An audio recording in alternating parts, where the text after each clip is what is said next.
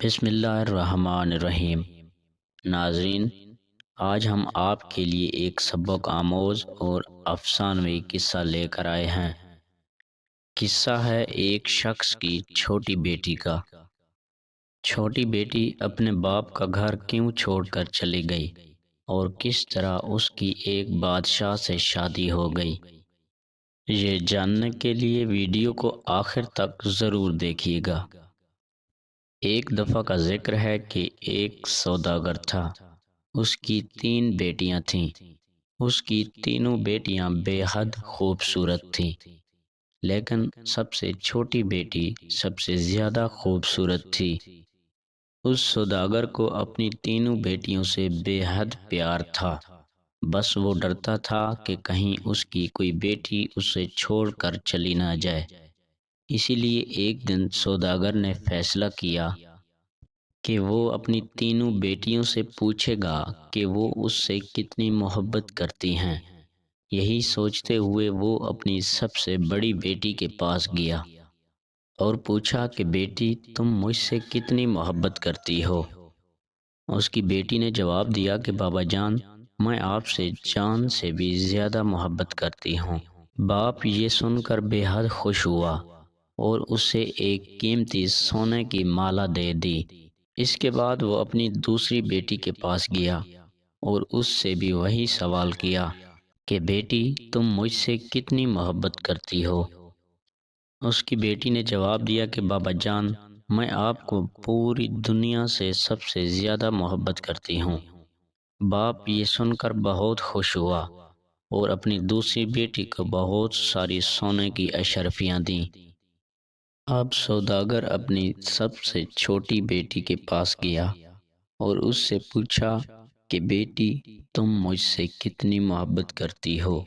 تو بیٹی نے جواب دیا کہ بابا جان، میں آپ سے نمک کے برابر محبت کرتی ہوں۔ بیٹی کا جواب سن کر باپ کو انتہائی غصہ آیا۔ نمک تو انتہائی سستی چیز ہے، یہ مجھ سے اتنا محبت کرتی ہے؟ اور پھر سوداگر اس سے بہت غصہ ہوا اور اسے کہنے لگا کہ مجھے پتہ ہے کہ ایک دن تم مجھے چھوڑ کر چلی جاؤ گی، اس سے بہتر ہے کہ تم ابھی اسی وقت میرے گھر سے نکل جاؤ۔ باپ کی بات بیٹی کے دل پر لگ گئی۔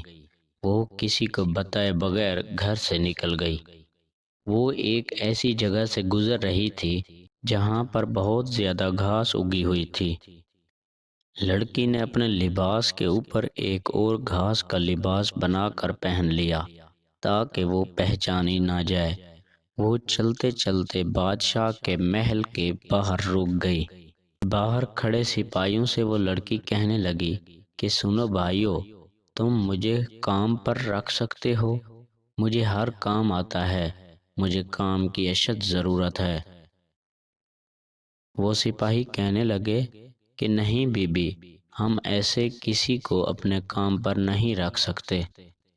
لڑکی اصرار کرنے لگی کہ مجھے کام کی اشد ضرورت ہے، ایسا کوئی تو کام ہوگا جو میں کر سکتی ہوں گی۔ اس سے پہلے کہ سپاہی انکار کرتے، ایک باورچی ان کے پاس آ کر کھڑا ہو گیا۔ اس نے شاید لڑکی کی بات سن لی تھی۔ اسے لڑکی پر بہت ترس آیا۔ اس نے اس لڑکی کو اپنے ساتھ رکھ لیا۔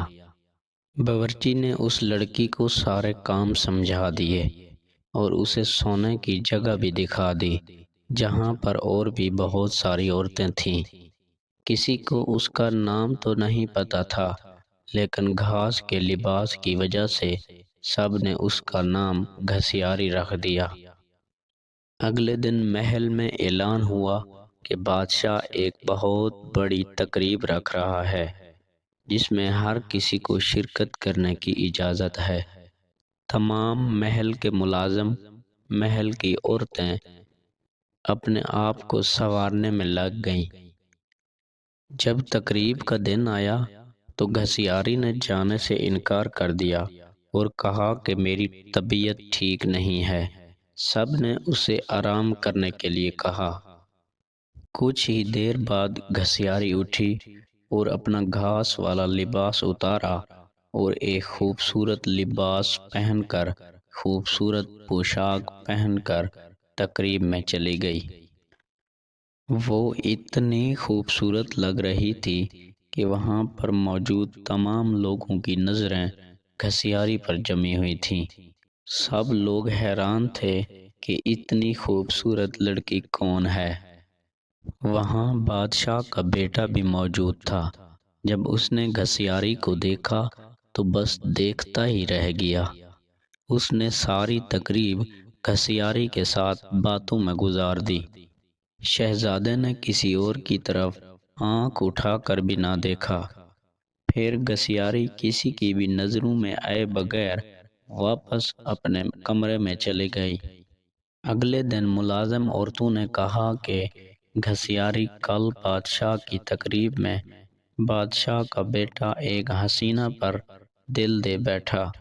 وہ سارا دن اسی کے ساتھ باتیں کرتا رہا۔ اگر تم ہوتی تو دیکھتی۔ گھسیاری بہت دکھی ہو کر کہنے لگی، ہاں اگر میں ہوتی تو دیکھتی۔ کچھ دن بعد بادشاہ نے دوبارہ تقریب رکھی اور اپنی تقریب میں سب کو بلایا۔ گھسیاری نے اس بار بھی وہی بہانہ کیا کہ میری طبیعت ٹھیک نہیں ہے، اور پھر جب سب چلے گئے تو پھر گھسیاری نے ایک عمدہ لباس پہنا اور دوبارہ تقریب میں چلی گئی۔ شہزادہ اسے دیکھ کر بہت خوش ہوا اور اسے ایک قیمتی سونے کی انگوٹھی تحفے میں دے دی۔ پھر تقریب ختم ہونے سے پہلے ہی گھسیاری اپنے مکان میں واپس آ گئی۔ شہزادے نے فیصلہ کر لیا تھا کہ وہ اپنے ابا جان یعنی بادشاہ کو اس لڑکی کے بارے میں ضرور بتائے گا۔ تو جب اگلی تقریب بادشاہ کے بیٹے شہزادے نے خود جان بوجھ کر رکھوائی تاکہ وہ اس لڑکی سے مل سکے، لیکن اس بار گھسیاری نہ آئی۔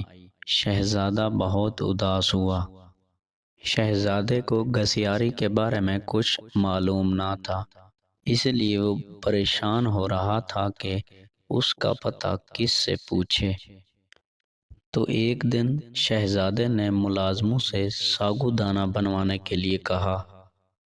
گھسیاری نے وہ ساگو دانہ بنانے کی خواہش کی، اسے اجازت دے دی گئی۔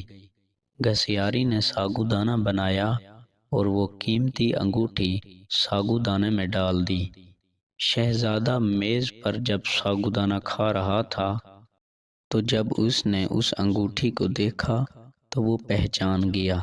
تو اس نے جلدی سے ملازموں کو بلایا اور کہا کہ یہ ساگو دانہ کس نے بنایا ہے؟ تو ملازموں نے کہا کہ گھسیاری نامی ایک لڑکی ہے جو نئی ملازمہ ہے، اس نے یہ ساگو دانہ بنایا ہے۔ پھر گھسیاری کو بلایا گیا۔ شہزادہ گھسیاری کو پہچان نہ سکا، لیکن جب گھسیاری نے بولنا شروع کیا تو پھر شہزادے کو یقین ہو گیا کہ یہ وہی لڑکی ہے۔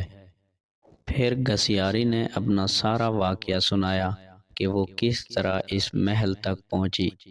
شہزادے نے گھسیاری کا ذکر اپنے بابا جان سے کیا۔ پھر بادشاہ نے ان دونوں کی آپس میں شادی کروا دی۔ شادی کے بعد ایک بہت بڑی تقریب رکھی گئی۔ اس تقریب میں شہر کے بڑے بڑے سوداگروں کو بلایا گیا۔ اس تقریب میں گھسیاری کے بابا کو بھی مدعو کیا گیا تھا۔ تو کھانے کی ٹیبل پر کھانے لگا دیے گئے۔ جب سارے لوگوں نے کھانا کھانا شروع کیا تو پتہ چلا کہ کھانے میں نمک ہی نہیں ہے۔ تو گھسیاری کے بابا نے بادشاہ سے کہا کہ اے بادشاہ، کھانے میں تو نمک ہی نہیں ہے۔ بادشاہ ہلکا سا ہنسا اور کہنے لگا کہ کیا ہوا سوداگر صاحب، کھانے میں صرف نمک ہی تو نہیں ہے، باقی تو سب کچھ ہے۔ سوداگر کی آنکھوں سے آنسو جاری ہو گئے۔ تو بادشاہ نے اس سے تعجب سے پوچھا کہ اے سوداگر صاحب، کیا ہوا؟ تو سوداگر نے کہا کہ بادشاہ، آج میں اپنی بیٹی کی بات سمجھ گیا کہ نمک کے بغیر کھانا بد ذائقہ ہو جاتا ہے۔ پھر سوداگر نے اپنا قصہ بادشاہ کو سنایا اور کہا کہ میری بیٹی مجھ سے ناراض ہو کر چلی گئی ہے۔ میں نے اسے بہت ڈھونڈا لیکن وہ نہیں ملی۔ میں اس کے لیے بہت پریشان رہتا ہوں۔ سوداگر نے بادشاہ کو اپنی بیٹی کا حلیہ بتایا تو بادشاہ نے گھسیاری کو بلایا۔ سوداگر اپنی بیٹی کو صحیح و سلامت دیکھ کر بہت خوش ہوا۔ سوداگر نے بیٹی کو گلے لگایا اور اس سے معافیاں مانگتا رہا۔ دوستو، امید کرتا ہوں کہ آپ کو ہماری یہ ویڈیو اچھی لگی ہوگی، تو ویڈیو کو لائک، شیئر اور ہمارے چینل کو سبسکرائب کرنا مت بھولیں۔ تو مجھے دیجیے اجازت۔ اللہ حافظ۔